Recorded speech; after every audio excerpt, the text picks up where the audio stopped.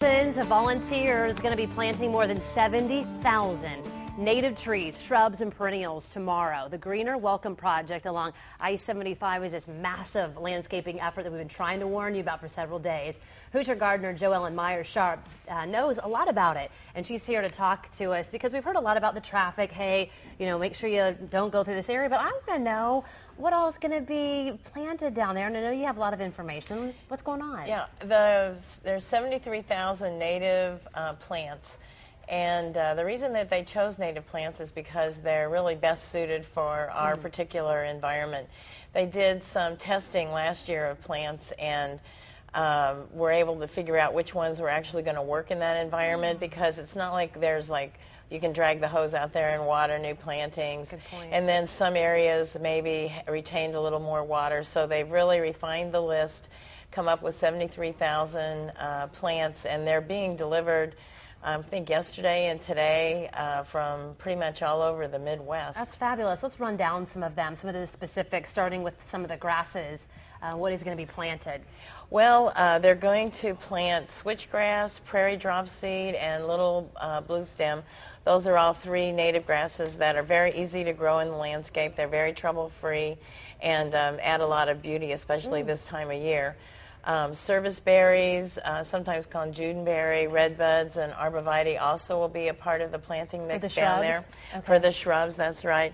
And perennials are coneflowers, false indigo, which was the perennial plant of the year, Arkansas blue star, and butterfly weed are going to be in the perennial category. And these are all obviously then good things for us to be planting in our yards at home? Yes, those are the ones that we talked about would make good additions to our landscape. They're usually pretty readily available at garden centers and nurseries.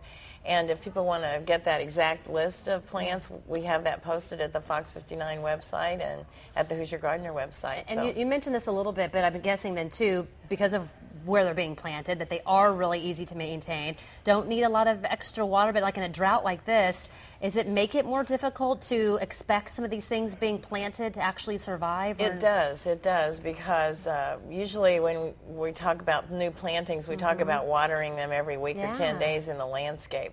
And we're not able to do that along the 6-mile stretch there of I-70. So we're really relying on Mother Nature to take care of that.